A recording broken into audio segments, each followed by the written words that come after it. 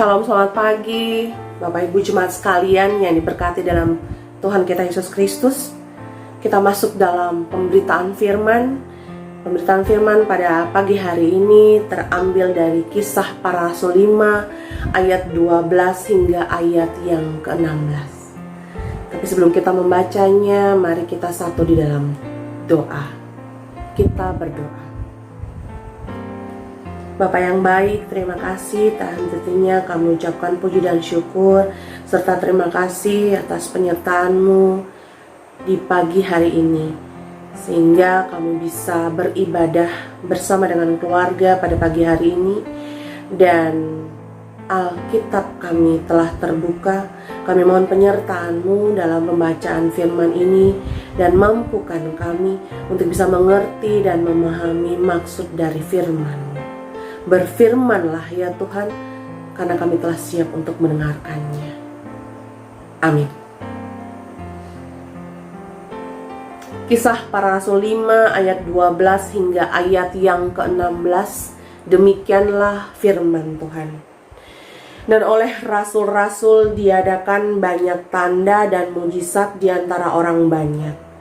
Semua orang percaya selalu berkumpul di Serambi Salomo dalam persekutuan yang erat. Orang-orang lain tidak ada yang berani menggabungkan diri kepada mereka, namun mereka sangat dihormati orang banyak. Dan makin lama makin bertambahlah jumlah orang yang percaya kepada Tuhan, baik laki-laki maupun perempuan. Bahkan mereka membawa orang-orang sakit keluar ke jalan raya dan membaringkannya di atas balai-balai dan tilam, supaya apabila Petrus lewat, setidak-tidaknya bayangannya mengenai salah seorang dari mereka.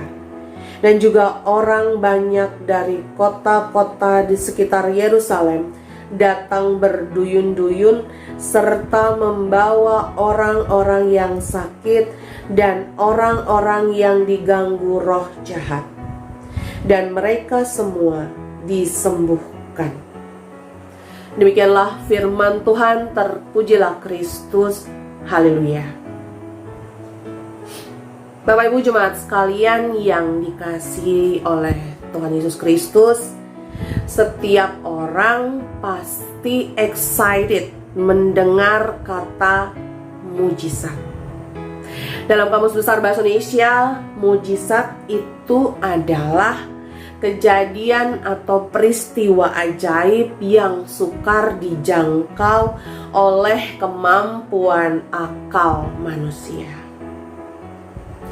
Mujizat adalah salah satu faktor pendorong dan penyemangat orang datang ke gereja. Mereka mencari Tuhan dengan harapan ingin mendapatkan mujizat, yaitu sakit disembuhkan, masalah terselesaikan, ekonomi keluarga dipulihkan. Namun di sisi lain, ada juga orang-orang skeptis yang mendengar kata mujizat. Skeptis tersebut adalah sikap kurang percaya atau ragu-ragu terhadap keberhasilan ajaran dan lain-lain. Mereka menganggap mujizat adalah cerita masa lalu di zaman Alkitab. Benarkah demikian? Ketahuilah, mujizat sampai hari ini dan untuk selamanya tetap ada. Karena Tuhan yang kita sembah adalah Tuhan yang tidak berubah. Yesus Kristus tetap sama, baik kemarin maupun hari ini dan sampai selama-lamanya. Ibrani 13 ayatnya yang ke-8. Bapak Ibu sekalian, dalam Kisah Para Rasul digambarkan adanya orang-orang yang terbelenggu secara fisik dan batin mereka karena sakit dan diganggu oleh roh jahat. Mereka Dan orang banyak datang kepada para rasul atau murid-murid Tuhan pada waktu itu. Apakah yang dilakukan oleh para rasul dan murid-murid Tuhan? Yang pertama yaitu mengajarkan tentang Injil atau kabar kebaikan dalam tindakan dan perilaku kepada semua orang. Lalu yang kedua yaitu menyembuhkan orang sakit, mengusir roh jahat ataupun setan pada waktu itu. Lalu yang ketiga, mengampuni kesalahan orang banyak sehingga tidak berbuat dosa lagi atau penebusan dosa. Jadi para murid dan rasul itu meneladani perintah Yesus sebagai guru untuk menyampaikan kebenaran dan kebaikan.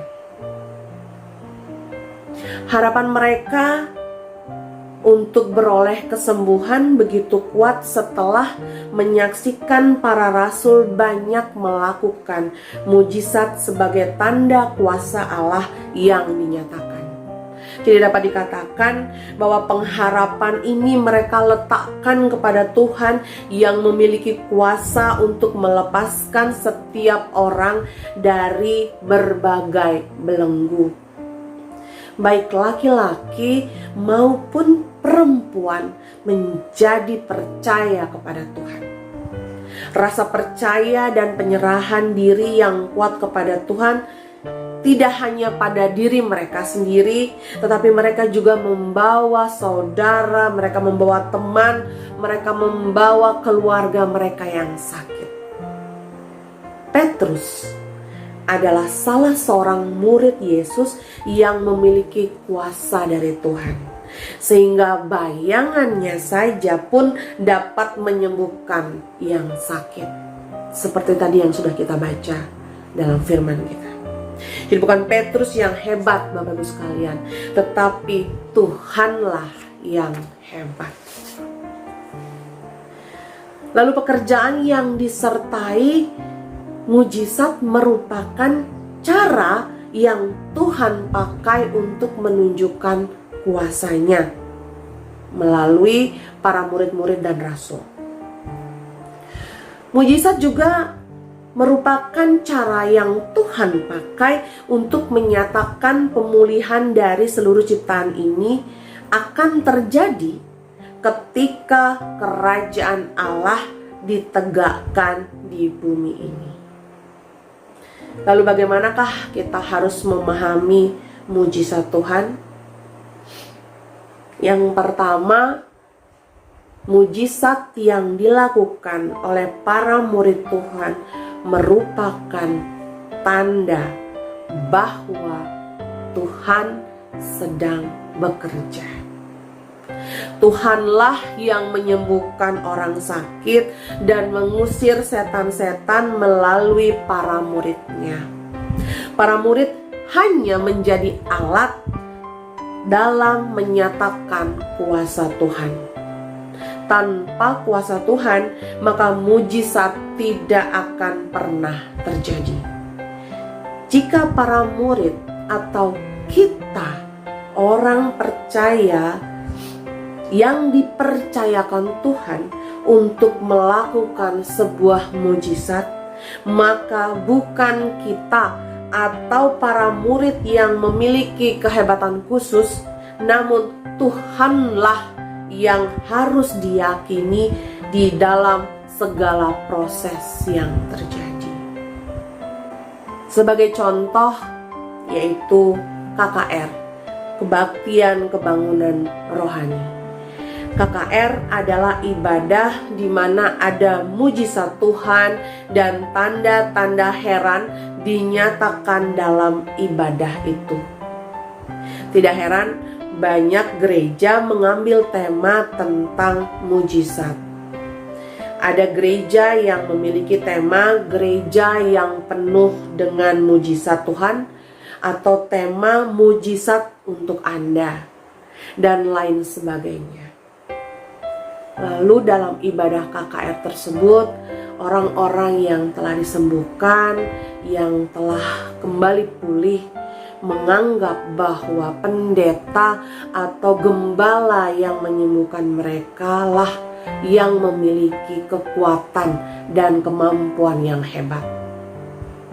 Padahal Bapak Ibu sekalian, kita tahu mereka itu disembuhkan atau mereka itu mengalami penyembuhan karena ada izin dari Tuhan untuk sembuh. Jadi dapat diingat atau dicatat oleh kita bahwa Allah itu hidup dan bekerja atas kesembuhan. Lalu hal yang kedua adalah kemampuan untuk melakukan suatu mujizat harus dilihat dalam otoritas Tuhan kepada orang-orang yang dipercayakannya. Tidak semua orang dimampukan untuk melakukan sebuah mujizat. Kehendak Tuhanlah yang memilih orang-orang yang dapat dipakainya untuk melakukan mujizat. Dalam Perjanjian Lama, Tuhan memakai Musa, Elia, dan Elisa, sedangkan dalam Perjanjian Baru, Tuhan memakai para rasul untuk mengerjakan mujizatnya, yaitu Petrus, Yohanes, Paulus. Mereka adalah orang-orang yang Tuhan pakai dan percayakan untuk menyatakan kuasa dan kebenaran Tuhan. Saya mau ambil contoh hal yang sederhana yang sering kita alami di setiap pagi, yaitu pada saat kita bangun pagi, kita masih diberi nafas kehidupan sebagai mujizat yang Tuhan percayakan kepada kita. Tuhan memiliki otoritas untuk memberikan kita hidup atau membiarkan kita tidak bernafas lagi. Atau contoh yang kedua, yaitu hal yang baru terjadi, yang lagi heboh, yang menjadi suatu kebanggaan bagi kita, yaitu kemenangan ganda putri Indonesia Apriani Rahayu dan Gracia Polii dalam Olimpiade Tokyo 2020. Mereka tidak diunggulkan untuk mendapatkan juara, melainkan tunggal putra dan ganda putra lah yang diunggulkan atau diharapkan untuk mendapatkan kemenangan. Tapi apa yang terjadi Bapak Ibu sekalian? Kita tahu Tuhan punya otoritas untuk membuat orang-orang pilihan mendapatkan mujizatnya untuk meraih kemenangan. Merekalah yang dipercayakan Tuhan dan dipilih Tuhan untuk bisa memenangkan pertandingan tersebut. Tuhan memiliki otoritas untuk memilih orang-orang pilihannya untuk mendapatkan sebuah mujizat. Terkadang kita masih berpikiran bahwa sebuah mujizat itu atau mujizat itu dalam bentuk hal yang spektakuler, luar biasa, spiritual. Tapi tidak, hal yang sangat simpel yang Tuhan bisa jadikan sebuah mujizat. Lalu yang ketiga, mujizat adalah tanda belas kasihan Tuhan kepada umatnya. Berkali-kali Yesus Kristus mengerjakan mujizat karena tergerak oleh belas kasihan. Tuhan berbela rasa kepada umatnya melalui tindakan-tindakan mujizat yang dilakukannya. Dalam poin ini, mujizat dipandang sebagai sebuah sarana yang Tuhan pakai untuk menyatakan sikap empati yang besar kepada umat yang membutuhkan pertolongannya. Bapak Ibu sekalian, jemaat yang dikasihi oleh Tuhan kita Yesus Kristus, ketika sebuah tindakan mujizat telah terjadi, hal yang diyakini atau diimani oleh banyak orang sebagai sebuah tindakan Tuhan atas umat melalui para murid atau rasul, maka keyakinan ini mendorong orang banyak yang telah percaya tersebut untuk juga bertindak secara mujizat dalam iman dan kepercayaan mereka. Tadi kita sudah baca dalam ayat yang ke-15 dalam firman kita pagi hari ini. Jadi mujizat harus dikaitkan dengan iman yang teguh. Tanpa iman maka tidak akan terjadi mujizat apapun. Contohnya dapat kita lihat dalam Matius 9 ayat 20 hingga ayat yang ke-22. Saya akan bacakan kepada Bapak Ibu sekalian. Pada waktu itu seorang perempuan yang sudah 12 tahun lamanya menderita pendarahan maju mendekati Yesus dari belakang dan menjamah jumbai jubahnya. Karena katanya dalam hatinya, asal kujamah saja jubahnya, aku akan sembuh. Tetapi Yesus berpaling dan memandang dia serta berkata, teguhkanlah hatimu, hai anakku, imanmu telah menyelamatkan engkau. Maka sejak itu sembuhlah perempuan itu. Bapak Ibu sekalian, dapat kita lihat bahwa iman perempuan itu begitu tinggi. Jadi contoh ini adalah dapat kita lihat sebagai level iman tingkat tinggi. Lalu Bapak Ibu sekalian, bagaimanakah aplikasinya atau apakah aplikasinya dalam kehidupan kita sehari-hari berdasarkan firman yang telah kita baca tadi? Yang pertama yaitu diajarkan tentang memahami mujizat bukan sebagai sebuah tindakan yang spektakuler atau menarik perhatian atau kehebatan, melainkan itu terjadi karena ada otoritas Tuhan itu sendiri. Lalu yang kedua, diingatkan kepada kita bahwa kita bukan siapa-siapa. Kita hanya sebagai alat yang dipakai Tuhan untuk menyatakan kuasanya. Lalu yang ketiga, diminta untuk menjadi orang Kristen yang percaya. Yang ketiga, diminta untuk menjadi orang Kristen jangan hanya percaya kepada Tuhan, tetapi milikilah iman yang besar kepadanya. Lalu hal yang keempat, dimampukan untuk selalu mengandalkan Tuhan dalam kehidupan kita. Jadi Bapak Ibu sekalian, jemaat Tuhan, kesembuhan, kemerdekaan hidup merupakan anugerah dari Tuhan. Kemerdekaan atau kesembuhan itu diperoleh bukan karena kehebatan manusia semata. Dalam perkenaannya, Tuhan dapat memakai cara yang sederhana sampai yang luar biasa untuk menghadirkan pembebasan bagi setiap orang.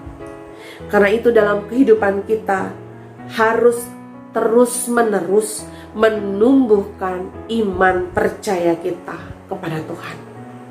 Sebagai orang yang menerima anugerah kemerdekaan hidup ini, maka sudah seharusnya lah kehadiran kita bisa menjadi berkat dalam kehidupan kita bersama dengan yang lainnya.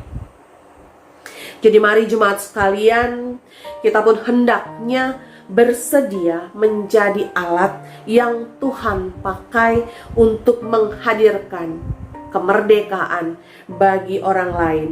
Dan bagaimana kita bisa belajar terus untuk memiliki iman yang benar. Tuhan Yesus memberkati kita semua. Amin.